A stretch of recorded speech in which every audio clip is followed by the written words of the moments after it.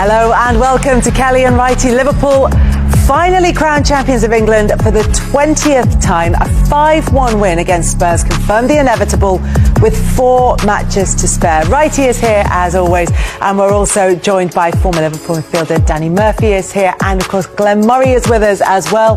Wrighty, look, it's been a long season for Arsenal. With the Champions League, with the Champions League still to play for, can you be magnanimous in your congratulations? Yeah, but I've always been magnanimous about Liverpool and the way they've played, the way they started the season. Everybody's talking about how easy their fixtures are, but the momentum they got the same fixtures as everyone else. Absolutely, Carol. You can never, in this league as well, you can't say to a team, oh, we'll see what happens when you start playing this team. And that when Liverpool started so well and got the momentum, and then the players, you know, they were very fortunate with the injuries, but the players... Were brilliant. But I think that we've talked about this before. This idea that they were fortunate with injuries is not necessarily a you have to fair give credit one, to the sports science. That's one of the reasons that Arne was brought in. Yes, exactly. And so they've got all that sorted. And in the end, with me, with Liverpool, I don't dislike Liverpool. I didn't dislike Klopp. I don't dislike the fans. Obviously, I dislike the situation because we haven't won the league. But it could have happened to a nicer team, especially once they didn't do it. Didn't have the fans with the COVID. To see Liverpool fans. And like celebrating like that with like when Jurgen left, he was singing Arne. That was so touching. Yeah, it was nice. It makes you feel good. We were talking earlier. If you love football as a fan or a player, it's hard not to get carried along with the emotion of that day. I mean, for me, Liverpool. For you, Kelly, it means more. It brings memories. Going with my dad when I was a kid and all that, but. Watching Newcastle win the League Cup, even though it was against Liverpool. Remember West Ham in there when West Ham won the league? Even yesterday, right? You know, we were talking about the Arsenal ladies, that comeback, the smile on their faces, that amazing euphoria they felt. If you love football, that's what you're in it for. I think when you hear Anfield in full voice yesterday when they've won it, that touches any football fan, doesn't it? Because that's ultimately what you're all after. I think also as well, a lot of those fans, because of the COVID experience. We'll never see Liverpool win the league and win the league at Anfield. Of course, They've just had a day to remember for the rest of their life, because we know how football is. You don't know when the next one's coming. Absolutely, exactly. You don't. So the last time Liverpool won the league at Anfield, not the last time they won the league, because obviously they won it in when it was the second half of that season was when Chelsea beat Manchester City. In 1990, when they won it previously, they won it away from home, and then the time they won it at Anfield was a win against Spurs as well. So it was just one of those little bookends that you sometimes get. Yeah, it is, and also it says if try and get Spurs at the latter end of your season if you're going for the cup, because like going for the Premier League, because there's a good chance you might do it. But like, you tell me North London derbies are difficult. So. They are difficult, but like what can I say? If you're playing Spurs at that stage of the season, Liverpool going for it and Spurs out of everything. I'm not saying that game would have made any difference at any stage of the Premier League, but I do believe, so with all jokes aside, that Liverpool have been. By far, for me, the best team and most consistent team in the league. Their top man in Salah was brilliant this season. It's going to be interesting to see who wins the player of the season, but brilliant. Virgil led by example. You know, Gravenberch, the way Gravenberch came at the start of the season, played in that holding kind of like deep defensive. Right, that was a masterstroke from the match. I honestly, because they would remember Zubimendi. Yeah, everyone was disappointed when Zubimendi didn't sign. People like Endo, and Jurgen liked Endo, but Gravenberch came as an attacking midfielder, and that's where Jurgen played. Didn't play that much last season. No. Now, he obviously knew him from the time in Ajax a couple of years before, where he did play deeper. And that's Slot's knowledge. But not only that, it's the risk of putting him in there, especially in the Premier League. It's a difficult position to play. And him failing in it with the microscope on him, because he only had Endo as backup. He decided, I trust this lad. And he's grown in confidence. But he's done lots of little things, hasn't he, that have made... But he's made players better, huh? Yeah, he has. He's brought more out of Gravenberch. Yep. Yeah. More out of McAllister was brilliant as well. McAllister has been outstanding. No, you're right. For me personally, but when you look at Liverpool right through that spine, goalkeeper, centre backs, they've got a settled centre back partnership that they've had all year. They haven't had that for a couple of years. You look at that midfield three; it's got a nice balance. But what he's done for me personally is that I think a lot of managers go into football clubs and they want to rip it all up and they want to do it their way, and that's your ego getting the better of you. Where he hasn't, he inherited a really good. He took those best bits and just tweaked it tiny. Well, this is the thing. It was a really good squad, but you lose, and just to put that into context, the point that you were making there, Glenn, is you lose a manager who has that sort of presence that Jurgen Klopp does, and you expect there's going to be a transition. From the last time Liverpool won the league, there's been a wholesale changes within the squad as well, including breaking up that front three of only whom Mohamed Salah remains. There's also been big changes at board level as well. Michael Edwards went away and then was replaced and then has come back, and then there's a whole new director of football in there. Very few clubs manage to weather that many changes and win a title in both eras. Yeah, I think that's why, when people went on about the contracts, even the contracts with the three players, Trent, Virgil and Mo Salah, even that didn't derail them in any way. They even dealt with that really smoothly. And obviously you have to look at FSG and think to yourself, how is that happening? But at the same time, for that to be happening at management level, things to be moving around, and it doesn't affect the team at all. There's no noise coming out of that dressing room. They were trying with Trent, they were trying with Virgil and Salah. No noise came out. They just stayed focused. And, they got the job done. That's down to Arne Slot as well. He's the one that's getting peppered week in, week out by the press, isn't he? And he handled that so well. To keep those players on board and to keep that squad together, even though there was a lot of, I suppose, uncertainty around it, I think it's a masterstroke. Unbelievable, Kev. The point that you made about the smooth transition from Jurgen Klopp to Arne Slot was kind of shown in the way that, as you said, Jurgen Klopp started the singing for Arne Slot at the end of last season on his final day in charge of Liverpool, and Arne Slot returned the compliment at Anfield yesterday. I don't think I want to say a lot. The only thing I can do now is send my appreciation to Jurgen. So there we go. Jurgen Klopp. Ja, la, la, la, la. Jurgen Klopp. Ja, la, la, la, la. Jurgen.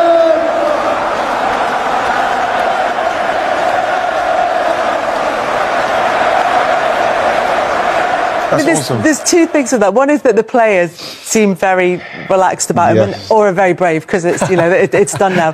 But also that transition, it has been really important. And he also said he's been talking on and off to Jurgen Klopp at times this season. I think it's important that we appreciate both aspects of it. I've heard a narrative this morning, even driving in, people trying to go, well, it's Klopp's team or it's all about Slot. Klopp's left a really strong squad with great mentality, a winning mentality, if you like. But what Slot's come in and done as well, he's improved players, like you said. He's tweaked little things. They're a bit more measured now in terms of possession, managing games. Even little things like, I mean, you two as strikers, but I was a bit like that when he threw Diaz up there for a while because Jota was injured. And I was thinking, give Darwin a run, but he obviously doesn't fancy him. Diaz has now scored more goals this season than any other. Arguably, I know Salah's been the main man, but he's been the next one. I didn't see him as a striker. No, but little tweaks. Just, and the thing is that it's the kind of tweaks as well, Glenn, where he's not a striker, but he'll go in there and he will do the job for him. That's what he trusted him to do, and he's done it. Like I say, I think that going back to the when Jurgen Klopp done the singing last time, everybody was like, oh, here we go. But now it's turning. It could have looked very different at the end of this season if it hadn't gone as well as it has done for Liverpool. It's very magnanimous of him in his moment. Like you said, he speaks to him and he spoke to him during the season. In his moment of joy, he's making sure everybody realises that Jurgen Klopp is a massive part of what's happening. And it's Danny's point as well, which is that it's not one thing or the other. It's not Jurgen Klopp's squad or Arne Slot's management. And they're very comfortable with that kind of balance of praise. And rightly so, because it keeps harmony. But I tell you what, I don't know if you remember early in the season, Man United away game, Slot came out and spoke about the plan on how they were going to beat Man U, which you could argue, looking back now, any plan would beat them. But let's not go there. Yes. The way he spoke and articulated it concisely and calmly and charismatically, I thought to myself, oh, he knows what he's doing, this fella. Because it's hard in the early stages to think, are Liverpool that good or is it just a good run? But the way he's conducted himself and the way he's been calmly just putting out the right thing, like even with the contract. So I think it's both, I think it's silly to go one way or the other. Calm other than at the end of the derby where Everton got that late equaliser. But I was listening to a lot of sort of fan reaction and fans kind of summing up the way this season's gone. And there was a general consensus that actually that game and that reaction was appropriate for them. They were like, we want you to feel like this about a derby. We want you to understand what this is like. If you're going to lose your temper across the course of a season, do it in that game. That feels reasonable to us. You know what you have to really also commend with Liverpool is that it's a new manager. He's come in. It's a massive club. no one was expecting him to do what he's done, right? So you'd have thought that it's the kind of place where... I think they had a less than 5% chance, according to Opta, of winning the league at the start of the season. So then you look at the players, what he's got there. Even the players, even if, like, I know the start was with people saying it was easy. Even the players, it could have been very easy for those players at some stage to say, yeah, we can have a season off because, like, it's the new manager, he's going to get us out, he's going to get his new players in. He didn't do anything like that. He actually kept the players, and like you said, Danny, tweaked this, tweaked that. Gravenberch came in, moved Diaz in, doing all that stuff, and the team are even more together. They're just as together as you see with a Klopp team. What's even more impressive about it is brought no one in. No reinforcements in January. Well, Chiesa, but he hasn't used No one that's really stepped into a first 11 role. So, like, to do that with the same group of players and to get more out of them effectively. Well, I think, I keep bringing up these little things because they're coming to me as we speak, but I'm a big fan of Curtis Jones, but we've seen him play in much more advanced roles this season, something he saw as a coach. And you've got to have your own ideas, but there's so much to admire about what he's done so far. The key to any club moving forward and maintaining success is recruitment, even though they didn't get anyone last summer. So it's going to be fascinating now to see what he does. The great thing is they're not having to fill those two big holes at centre-back and right wing, because now you can prioritise other areas of the pitch. Honestly, Kels, can you imagine, even if you brought in somebody, if Salah went or Verge went, you could feel it. You can imagine standing in front of the Kop doing that. What it means to them, it must be amazing. It must be amazing. He said he's going to be very emotional, Virgil van Dijk, when he lifts the trophy, because obviously that won't be given until the last day of the season. And although the celebrations continued at Anfield, they will not get their hands on the trophy until that game against Crystal Palace on the last day of the season. Virgil van Dijk has talked about this moment and how he feels it's going to go. It would be amazing, very emotional. I think even today, for me and my family. Because I think the whole week was quite slow. It takes ages before match day. I think every Liverpool fan around the world probably felt like that. And then obviously it's match day, and then you see so many fans already in red, outside, getting ready from early on. And you just want to get the job done. And I'm very, very happy that we did. And when the moment is there that I can lift the trophy in front of our beautiful supporters, then I think I will be very emotional. Yeah, it's going to be very emotional. Even Mr. Cool may lose his cool at that moment. It'd be great to see, because then people will see what it's about, because you look at Virgil van Dijk, I get Marlon Brando vibes in respect of how cool and calm he is and how vulnerable and at the same time macho he is. But, like, it shows what it means to him. Since Virgil van Dijk's come to Liverpool, remember all that time before, he was talking about the goalkeeper, talking about getting that centre-back, what they needed. It didn't happen, then it did happen for him. We need a Dutch lip reader for this, by the way. And then he's come in, Kel, and since Virgil, he's changed everything, the trajectory of Liverpool football. He's in the conversation as one of Liverpool's greatest ever signings. Probably with your dad. Without doubt. Stevie was already there. He has made, the impact he's made on that club is absolutely phenomenal. The biggest compliment you can look, when he wasn't, that season when he done his knee, how bad they were without him. Shows. He was the worry for me if he left in the summer. It's great. Yeah. He's the biggest signing for me. But we've got to talk about Salah as well. I mean, for me, we witness greatness. Oh, he's amazing. Like, the numbers he puts out week in, week out, 90 minutes a week, so robust. He's only a slight fella, never gets injured, always on the money. I just think he doesn't get what he deserves, the credit he deserves. I think we're spoiled with him. Yeah, because he's done it for so long. So expectant.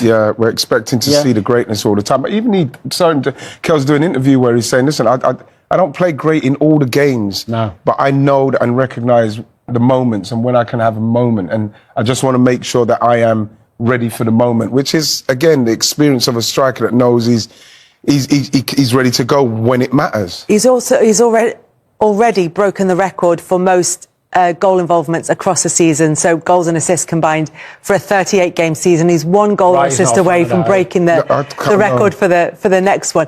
But it's partially because he defines himself as a winger. I imagine that he's kind of measuring himself by that sort of combined metric. But the one thing that he did say that I thought you two in particular, Glenn and Ian, would appreciate is that he said, Well, the thing that Arne Slot's done is, if you relieve me of my defensive duties, then I can perform better offensively. I'll give you more offensively. And then at the end of this season, and there are the numbers. That's always the conversation, isn't it, right? But the thing is, you always, even if you don't say it to a manager, you are always trying to find a way to not do defensive. Honestly, you don't want the blame of you didn't track it. If you tracked him there for 5 yards, he wouldn't go there. But if you're Salah and you can get that, the manager says, okay, then go and do it, but make sure you bring them. He's brought the numbers. Yeah. He's been magnificent. And you could see the way he is, Kels. You said rightly as well. No injuries. He looks like somebody that's such good shape. So you can probably see with Liverpool adding more people to that, more players to that team, he'd probably still do what he's doing. Who makes them better? Who makes them better? Wow. I think left striker. Because obviously I think Kirk as if that's the thing. I don't want to take players out of teams, but I think a left back probably. But you're right. I think Nunes. I think the fans they need that kind of striker. Yeah, they need a striker who can do it. Yeah. He doesn't fancy Darwin. Whether love him or loathe him, the fact is he's had many opportunities, but he doesn't fancy him. Yeah. Well, he had an opportunity in the game yesterday when it was very comfortable for Liverpool, and he was through on goal, and he could have shot but passed, and then it came back to him, and he should have passed but shot, and it just all. His Liverpool isn't it? Thank you, exactly. And the thing is, what he should have done. I remember doing analysis on him right at the start, and you see him pace, he can spring. He's got, finish with both feet. Yeah. You think, it's only going to be a matter of time once it clicks, and then he's doing the same things, and to this point where now. You probably have to move him on because he's not going to get it by the looks of things. I don't think any fan will ever doubt his effort and commitment. Ultimately, right, Glenn, the reality is with goal scoring, I know we've had chats with Gary about it in the past. I think you've either got it or you haven't. And he just hasn't got that natural, But even when you look at Liverpool's season, he had it when they needed it. Brentford away. He's come up with some big goals. Forest. Yeah. But I think when you're paying that kind of money, it's not for a substitute. You're paying that kind of money for somebody who's on there doing it, Glenn. I know that he's, like you rightly said, Liverpool fans will love him forever. He will be loved forever, but he's somebody that if he could have clicked and gone to that next level of taking those chances, we're talking about easy chances as well. Yeah. We're not talking chances. I saw him score 2 goals against Newcastle, might have been last season. And I thought, that was his best game. Right, this is it. And then, it goes back to normal. But again, Liverpool need that person. It's like Torres or Suarez. They need that to go alongside something like that. But as you said, they love him, but they love him for what he is, knowing what he can do and what his weaknesses are. Salah and Van Dijk they love because of what they can do and what they deliver on. And the other player is one who you've already mentioned, Glenn, which is Alexis McAllister, who is a huge fan favourite in terms of what he brings to the game. And they like his name at Anfield yesterday was sung, which probably asked the midfielder about that, but was sung, as loudly as anyone else's. I feel as though knit it together. He's one of those that you don't always notice, but he makes everyone around him better. And he's come up with some brilliant moments, some brilliant goals. And I seen a little clip on socials of him on the bench because he got brought off, didn't he? And he's won the World Cup. He's won the biggest trophy in the world, and he won the Premier League. And he kind of just pulled the towel over his head. Everyone else around the pitch, and he just had a moment. So that just shows what it means to him. The lads love him as well, I've heard. I know a couple of the staff at Liverpool, and they rate. When people overly speak of someone, how lovely he is. But the great thing about him is he's obviously technically brilliant. But I'm not sure people if you watch Liverpool enough, you'll see it. But for someone not physically brilliant in terms of his speed or his size, he does a brilliant defensive job. Is he a live player rather than a highlights player, or he's not necessarily always the man in the centre of the screen? I think so. When I was with him at Brighton, he would spend a bit of time out, and I would always think, I'd look at his stats and I'd think, surely, I can't see what you bring. Do you know what I mean? Even though when he's got the ball, dictates playing no problem at all. But he has got that kind of Argentinian element, that little bit of nastiness that you need just in the middle of the park. When Endo, remember when Endo had that little spell in the team alongside McAllister? I thought McAllister got even better then. And I think that now with Gravenberch as well, I like where McAllister is, where he can be in that position, especially if the ball comes, he'll just smash it back in.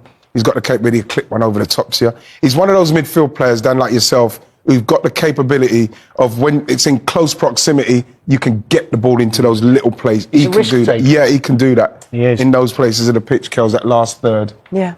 And he's been crucial for Liverpool, and we haven't even mentioned the goalkeeper. He missed a large part of the season through injury. Praveen Kelleher came in and replaced him. And it was almost as though the injury to Alisson had been forgotten because Kelleher did so well. But he is another level. Yeah, but Kells, again, Liverpool have got a goalkeeper that's come in and done the job.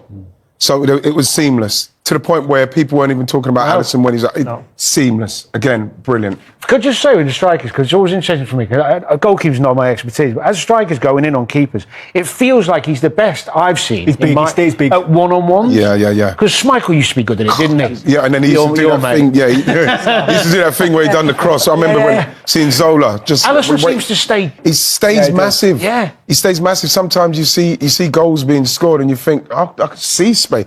When you're running for, you can't see space. And that's what they do because these angles are so good. And that's what because you're looking to get it past him as quick as you can. But the closer you're getting, the smaller the goal behind him is, and the bigger he's looking in front of you. He seems to revel in that moment more than a striker. It's usually a striker's moment at 1v1. It's your chance to score a goal, but he seems just as calm in it, doesn't he? And the way he just comes out, swats it away. For me, he's the best in the Premier League. And he's in the conversation best in the world. Yeah.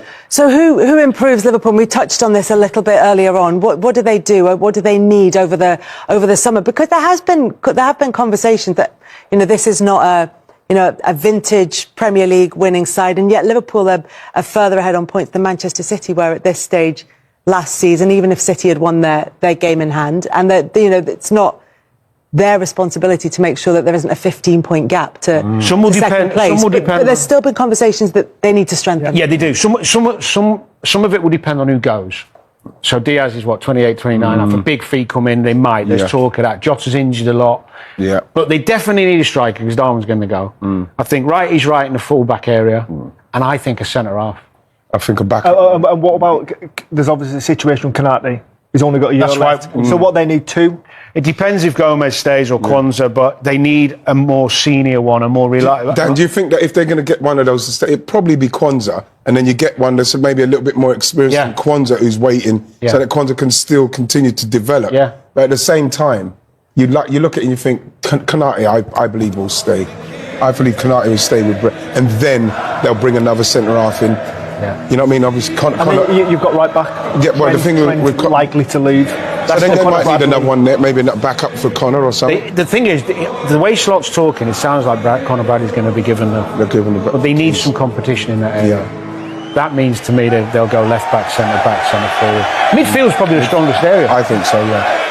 I think so. One of the great moments from yesterday that we just caught a little bit of. He did it twice. He took all season. Mo Salah has taken pictures for his Instagram and his social media of a selfie with him and the goal scorer. So he got that on the pitch yesterday. But when he scored his goal, he took a phone of somebody. Did you see that? He took the phone off somebody in the crowd and took a selfie with the whole of the cop behind him. And then later on, as we saw there, he took a selfie with him and the players, with the cop behind them as well. I missed a lot doing the semi-finals yesterday. Because everybody... all the little details, isn't it? Where I was, everybody was talking about the Liverpool game. I thought I was missing out. But do you know what? On occasions like that, it is the little details that make, and there is. That's the one after Mo Salah's goal where he took the Do you think picture. He's looked... this ain't a dig at Jurgen. He looks happier this season. He's been relieved of his defensive duties. No, but he does. Body language and energy, and even when he misses chances, he's not. He's been very charming in interviews as well, and sort of laughing and joking. He did. No, it's not done. At the end of the day, it's whatever happened to him and Jurgen's relationship at the end. You have to think that the manager of that level and a player of that level, there might have been some clashes, but at the same time, he does look happier. And a lot of it will come down to the fact that he's been relieved of those kind of responsibilities. But then again, he's saying to relieve me of those because I want to go and do this. And he's done it. Danny, you've been going to Liverpool since you were a kid. Yesterday was like... No, I was at Anfield yesterday. It was like nothing I've seen in decades at the ground. From 10 o'clock in the morning, ahead of a 4:30 UK kickoff in that game. It was incredible. Fans were queuing. They closed the roads off 4 and 5 hours before kickoff. It was just absolutely mobbed. There were flares, there were fireworks, even though it was the middle of the day and you couldn't see them. And Arne Slot, talked about this. I was just over to the left-hand side on a little balcony filming this, and you couldn't see the road. All you could see was the smoke getting darker and darker red as the flares were lit, as the players came along. And it was just an incredible moment. Coming into that atmosphere? You're not going to lose. I can honestly say, I've been very lucky as a young lad seeing Liverpool win a league at Anfield. I've seen cup finals and I've played in, 4, where outside, Dortmund was ridiculous, down at Millennium pre-times, but I've never seen anything like that. The only thing compared that to maybe out in Madrid, that was... in the European Cup final, but that was a special. Can I go one? Like you're talking about, like Argentina with Boca Juniors, and River Plate.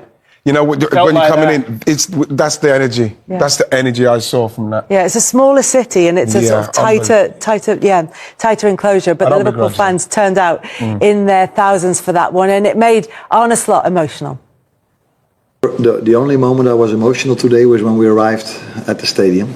To see what it meant for the fans, what it meant for these people. For us to have a chance of winning it felt really special, but immediately it also felt like, we still have to do it. But I think everybody who was inside that bus felt, if the fans are with us like they are, then it's impossible for us to lose this game of football. And then during the game, after the game, it's been incredible how the support of the fans were and how our players played, and special to be part of. A fan's word, last, Danny. You've talked about it as an analyst, as an ex-player, as someone who's been part of the club. Just from a fan's perspective, what does that title mean? Well, I think it means so much to those who've not had the privileges of some of us. That creating a memory for life and following your team around the country to have those wonderful moments and experiences with 60, 70,000 other fans.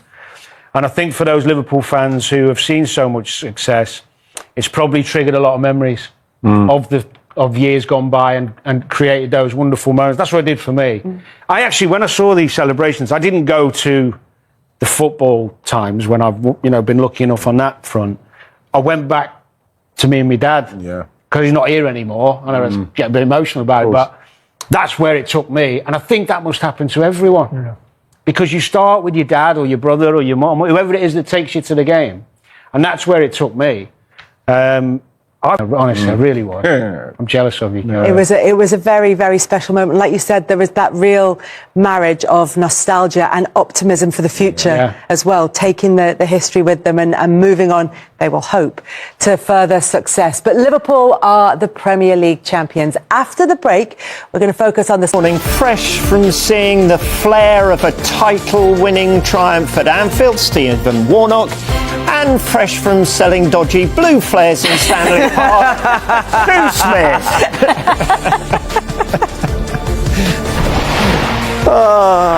It was a joke. It was a joke.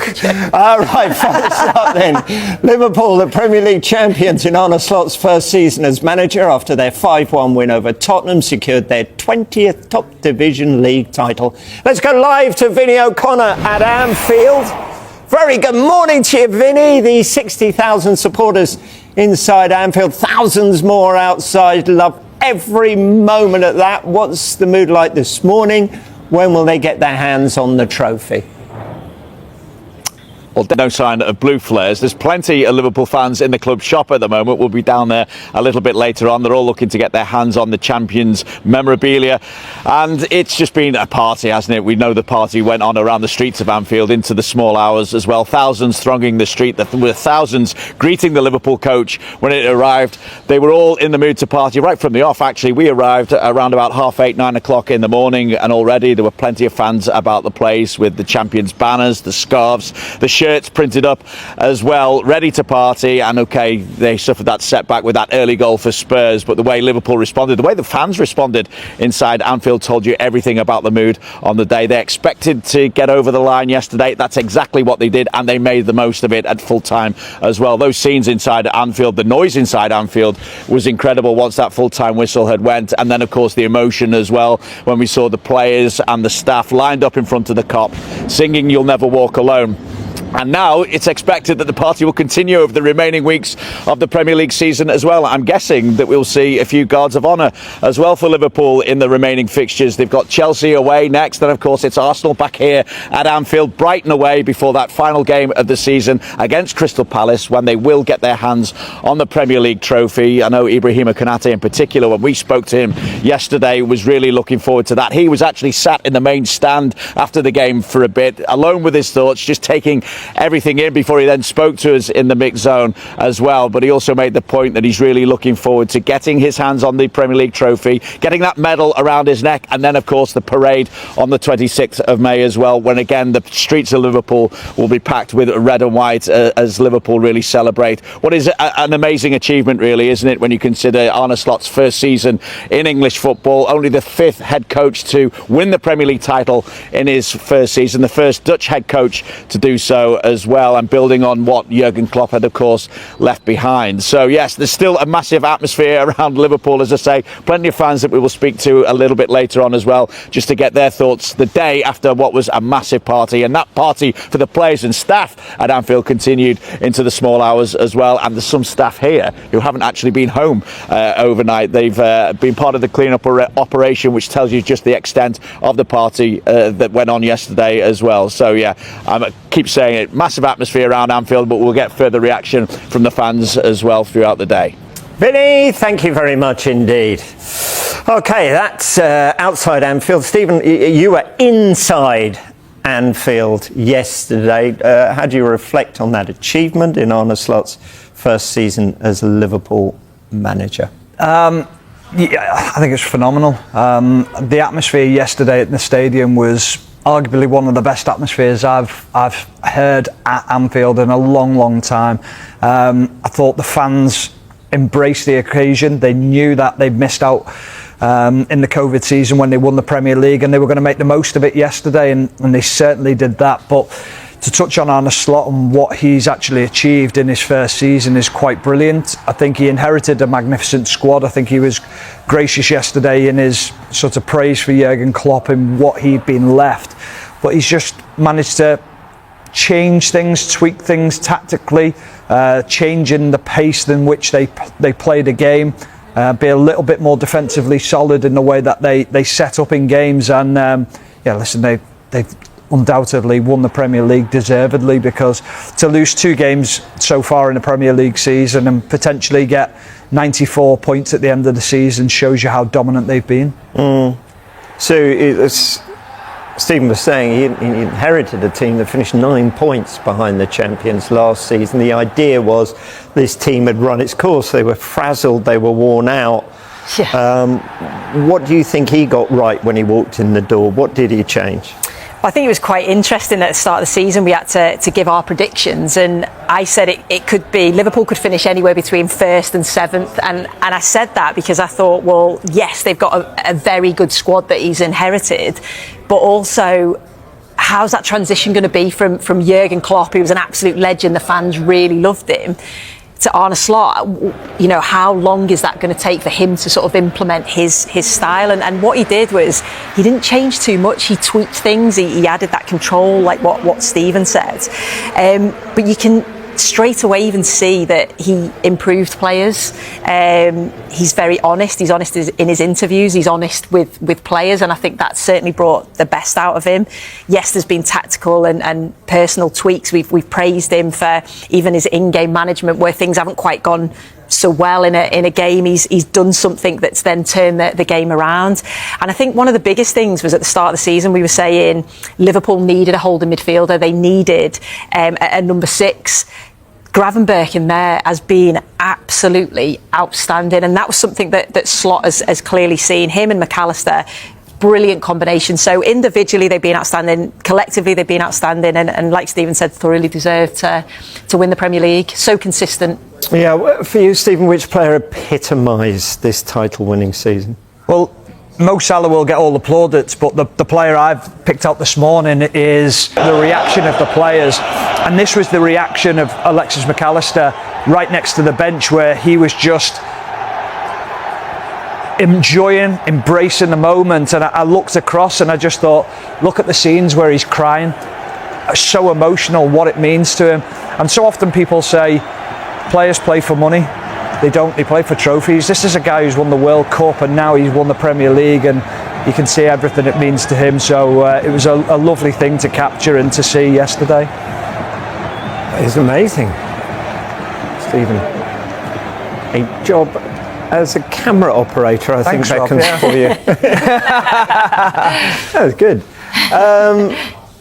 Lots been made, and we saw the scenes of being in front of the Kop. I'd be a little disappointed if I had a seat in the Sir Kenny Dalglish stand down the forest, because it's all in front of the Kop, wasn't it? And the fact that it was the first time they could celebrate in front of fans for 35 years, because of course COVID was there. But how does this compare to that COVID title, this winning of the trophy? Well, I think just listening to some of the players that have experienced both, Andy Robertson, Mo Salah, they were speaking about, obviously it was huge winning the title then under Klopp. It had been a long period of time, but it was just the fact that they couldn't celebrate with the fans. You could see yesterday, like Stephen said, I obviously wasn't in the stadium, but you could see there, just the pure joy. And like I say, this was brilliant from a Liverpool perspective and Jurgen Klopp. But it's just not the same, is it, without the fans, without the atmosphere. So you could see that the fans were certainly making up for it yesterday. I was at that stage at the ground that night when Liverpool won the title, and it was a moment when you look round and you think, this isn't right. Yeah. It's not the right way to celebrate. Compare that to this. Compared to this yesterday. And what was very interesting yesterday was just towards the end of the game, the Liverpool's fans, with about 2 minutes to go, started singing, and they were very vocal.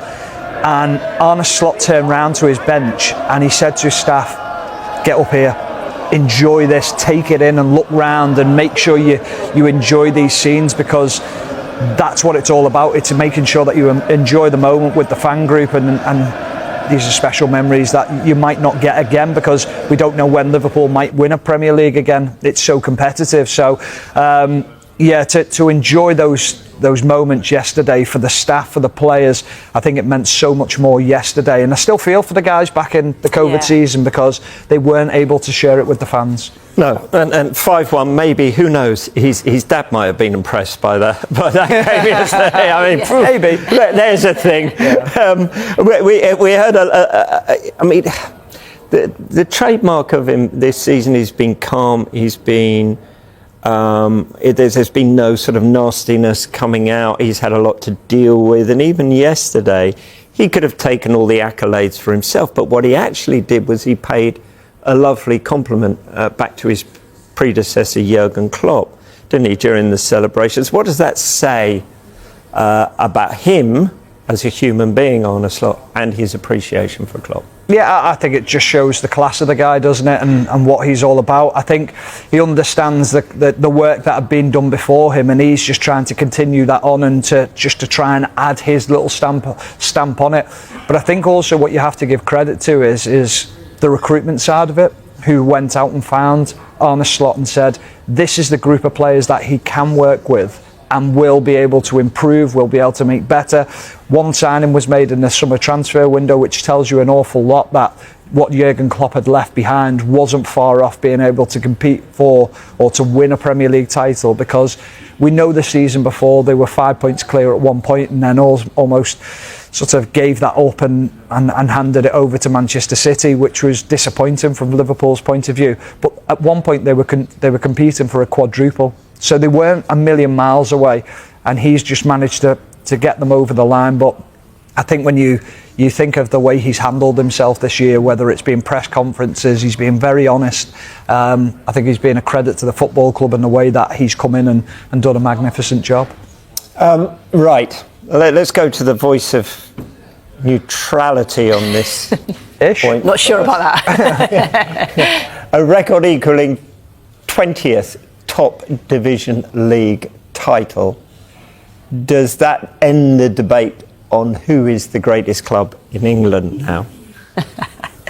Well, I was listening to Gary Neville talking on this, and obviously, you know, his Manchester United side on it, and he said, well, yeah, because I think you have to look, don't you, at when you look at a successful club, of course, you look at, you know, the fan base and globally how big they are, but you also look at the trophies that they've won and how successful they've been. So, yeah, that's exactly what Liverpool will say now. So, well, depends if you include Community Shields, doesn't it? I mean, very important, Community Shields, because if you go just on major trophies, 52 to 47.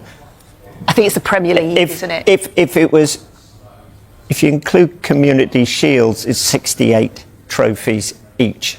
Well, I think it's when you look at the Premier League, that's the, you know, you've had to be consistent for a whole league. Well, Premier League is 13 Man United, 2 Liverpool. If you include Football League titles, 20 each. Yeah. But then you go European Cups. Well, Community Shield's very important. Who needs those European Cups? Just for you. Are you cancelling your holiday to Manchester after what you're about to say? Does that end the debate here? I have no skin in this game at all. Don't go to Manchester anyway, Rob. I have no skin in this game. I'm just playing devil's advocate here. No, I think it does put Liverpool ahead of Manchester United. I think it's a rivalry that's been there for a long time now. Liverpool was streets ahead at one point. Manchester United rightly have closed that gap and went ahead. But now when you look at Liverpool and where they are in the last few years, Liverpool are the most successful when you look at major trophies. Community Shields, it's tied, 68 each. But Liverpool might win another one. Anyway, moving on. I have absolutely no skin. I don't care really who's better. No. It provides competition. It does, that's what you want. That's the good thing. Right, they've done it with games to spare. Celebrations rightly continue into the coming weeks.